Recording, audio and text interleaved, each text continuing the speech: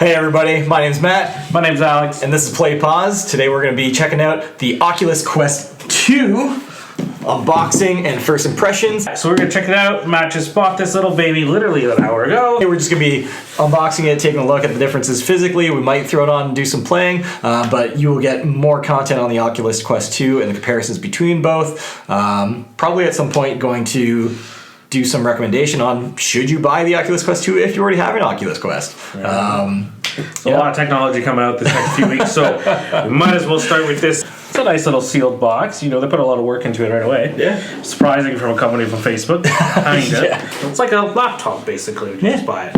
It's got a little, we don't even need the knife. Oh, look at that. There you go, Star Wars game, The Climb 2, Jurassic World Aftermath, Beat Saber, of course. Yeah, it's got a nice little fancy color. Nice unboxed little sleeve. Nice little sleeve. Ooh, that's satisfying. Alright. We pop it open. Ooh. Look at that. We got the headset, the two controllers, first thing around. Nothing fell out, which is always a plus. We got reading material, reference guide. Stickers. Love stickers. Are there stickers? Yeah. Got a nice new charging dongle, USB-C, USB-C charging cable. Got a nice little couple directions right on the box, how to set it up. Let's check out the controllers. We got left and right controllers. It actually feels pretty good in the hand. It is a little bit different than the original. I think I'm noticing between the Quest 1, Quest 2 handsets, there's actually space to put your thumb. One problem I always had playing the game is if I wanted to like rest my thumb, you know, get a better grip on the controller while I'm playing like something quick like Beat Saber or Box VR, oftentimes I'm finding I'm pressing the buttons.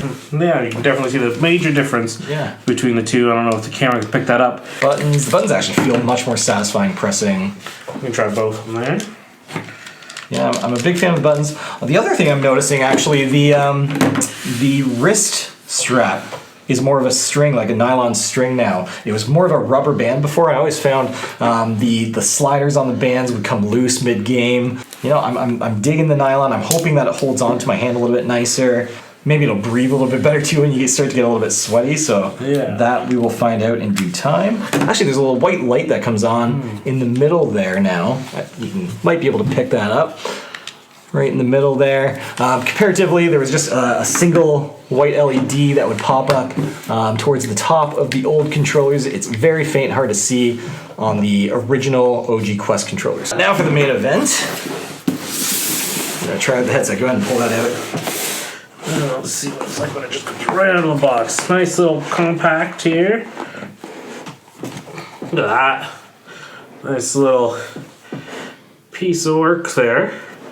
It seems a little bit lighter than the original. So it's got a first thing, tells you how to move the lenses from left to right to get the clearest view. The other thing I'm noticing is it's a very different head strap. Now apparently Facebook is selling or I should say Oculus by Facebook is selling an Elite head strap with optional battery pack. Those are actually breaking though. They're starting to cancel orders on them. A lot of people are experiencing braking issues.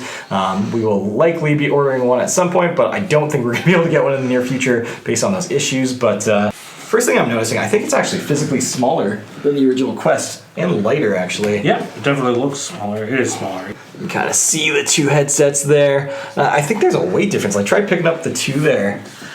Physically, the Quest 1 does feel heavier. Yeah, well it's definitely a different texture on this, so different cover on it. Yeah. It's definitely got a little bit of a weight difference. I would say this one's definitely heavier. Mm-hmm. Yeah, so for the most part, looks pretty similar, just a little bit size difference again. It's right on top. Well, you can tell from just that. Yeah. Different size. Yeah. So, you know, the one nice thing with this headband being so flexible, it's probably going to be a lot easier to travel with. You know, I found this, although you know, you can kind of bend it and contort it, it was always a little bit awkward. I never wanted to bend it too far out of shape and then, you know, risk putting it on and it feels strange. Having this fold around, I don't know, it remains to be seen until we try it on, we really play with it, but it's like, definitely would have taken this over a plastic. Yeah, kind of rubbery feel. Yeah, like I've never worn it. So go ahead and throw it on. Fat. Is this your first experience with VR right now? Oh, I hate it already. Yeah. You might have to... Let's see here, where is it down here? So there's a dial. Okay, oh, there it is. Yeah, so I usually sit about 64, 65 millimeters between my eyes. Seems to be a comfortable spot for me. So everything seems good here. So it's a nice little fit. See what that feels like. Alright. Oh, that's going to be small. Yeah, it's a nice little fit. It's a little sore in the eyes for a person who doesn't wear glasses normally. Right? I would have to lighten it up anyways back here. Figure out a different way, yeah. Yeah, and supposedly with the Elite strap, as long as up until it was available, and the battery pack actually kind of acted as a counterweight, so it would add some weight to the back, and it wouldn't feel so heavy on the front of your face. Definitely gonna have to try that out at some point. Some impressive sales figures. Pre-orders were 5 times as many as the original Quest. I think at the time people didn't quite know what to expect of the OG Quest. Thinking tetherless. VR, no way it could have performed at a level that people have been happy with, and I think people were really pleasantly surprised at the fact that this seems to be the new flagship VR headset from Facebook now. And the other thing I'm noticing is I'm not getting as much of like a screen door effect. Okay. In the original Quest, you always feel like you're looking between a screen door and the screen. Okay. And here, that's gone. It's clear, and I definitely appreciate that. Totally wireless. Doesn't require any external device. Doesn't require you to do any setup. You just have to have an open amount of space, and you're good to use it. Which is pretty nice if you want to transport it around, use it in different places. For sure. And it's pretty loud. Like I can hear it from here pretty clearly. I'm sure the mic's picking it up pretty well. Yeah, it's comfortable. It's a good sound. You do have the ability to just plug in any standard headphones with the 3.5mm jack. First impressions having it on though, it's comfortable. Yeah. Right away, I'm noticing a difference in terms of the comfort between the two headsets. The controllers feel great. Like holding those controllers, even just for a few minutes, entering in the Wi-Fi password. It feels very natural. It's a bit more ergonomic, I think, than the original controller as well. It kind of sits in the hand a little bit nicer. Removing the batteries. One thing I always drove me nuts of the original controller was removing the battery clip, and it looks like this is about the same kind of difficulty. You kind of have to push it down to eject it. Not the worst thing in the world. You don't want them falling off mid-game, so I get it. But one thing that a lot of people were hoping for with the Quest 2, and we're going to have to keep hoping for, is rechargeable built-in batteries. I'm surprised that they didn't come up with something like that right away, but I mean, I get the idea, It's easier to build a battery socket than a rechargeable system and make it lightweight. Yeah. What do we think about the color scheme over the two colors, or the two shades, I guess? It's interesting. You got a hard plastic that's textured on the Quest 2 here. You've got more of a material finish. I don't know if I think either one feels more premium or not, just in initial impressions. Go ahead and see kind of what you think there. Yeah, see, I don't like this very much, but I do like the solid finish here, other than a fabric. And it just gives it a little more of a... the face futuristic feel is also very different. I feel this is a little bit softer. I think this is one worn in a little bit too. Yeah, so this give does it some have time and then a year worth of use. But there's no hard plastic right here. Well, here is straight plastic. True.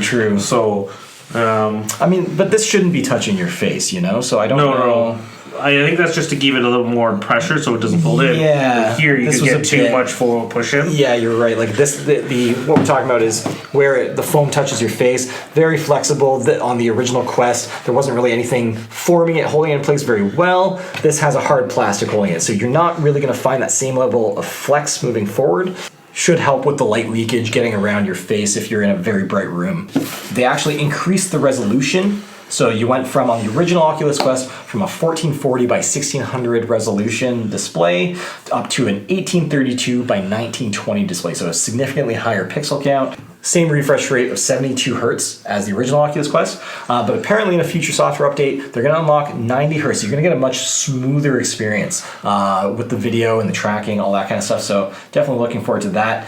Weight-wise, they dropped the weight from 571 grams down to 503 grams. Battery capacity, you're most typically going to get between 2 and 3 hours of gameplay. And I think, honestly, in the time that I've been playing, I don't know many cases I've wanted to play longer than that with it on. I find kind of around the face, it can get a little bit sweaty over time, especially with the original Quest, because you really had to strap it on very tight to your face, otherwise it was going to move around a lot. With the weight on the front, it was uncomfortable after 2 to 3 hours. So remains to be seen with the Quest 2 what that feels like in the same time frame. Who knows? I might be sitting there saying I need that extended battery pack just to be able to play longer sessions. So that we'll definitely have to try out. This is the 256 gig variant. That's the largest storage capacity you can buy right now on the Quest. The other size comes in at 64 gigs. Facebook, you have to log into Facebook now. You can't use an Oculus account. And something I learned recently with a buddy of mine, we went to play it online, and he's actually disabled. You know, you can deactivate your Facebook account, but keep your Messenger account open. Yep. He had to reactivate his Facebook account. Interesting. This is a hot topic right now. A lot of people aren't too happy about that. Somebody who's not really in it at this time, what are your thoughts? I mean, for me, I'm not one who got rid of my Facebook account, so I still have it. So I don't have the issue, because a lot of things, like I use my phone for everything, because I don't have a really strong computer. So, you know, Facebook, it makes you to log in, so it's much easier to log in stuff. I know that there's the whole, you don't want a social media site to have all your information and whatnot, but I mean, that's the way the world's going. Somebody's going to have all your information anyway, and that's just my opinion. But, I mean, it's interesting that it made you log into a social media site, not just use your email. Like, making sense of using it with the Google email or something. I know it's owned by Facebook, but even in that sense, you would think using a normal email would make sense. But hey, Oculus app open here. Something I've kind of gotten used to here is looking through the nose hole to see my phone. I don't recommend doing this for a long period of time because you kind of go a little bit cross-eyed doing this. I can imagine, yeah. But right away, open up the Quest app. I've got the pair button showing up there. I can go ahead and just hit pair. It found it on the Wi-Fi network, and it is looking for my headset. And that's it. Headset is paired. Done. And it's that easy to log in. So if you've got the Oculus app set up on your iOS, you're already logged into your account, you don't have to do anything else, and the headset makes that really, really enjoyable. Perfect. All right, and we are back after a couple minutes just kind of messing around a little bit. We didn't go too in depth on any specific game or anything, but we just wanted to get kind of a feel for it. And so far, first time in VR, what are your thoughts? it's interesting. I have either very good eyesight or very bad eyesight. So it gives you a little bit of a headache there. So, and that's how I see things a lot. So like when I have to move my whole head to do it, it's not for me. But I can see the entertainment value in it for sure. Quick party games, this would probably do very well at. But for itself, I mean, yeah, it looks really well for something that's today's age of systems. So I don't know how it competes with PlayStation or anything like that. I've never played with them. So yeah, I think it's great. I don't know, what are your thoughts since you played with the original, with this, with other VR systems? Yeah. What do you think? It was smooth. It was snappy. Things were loading really quickly.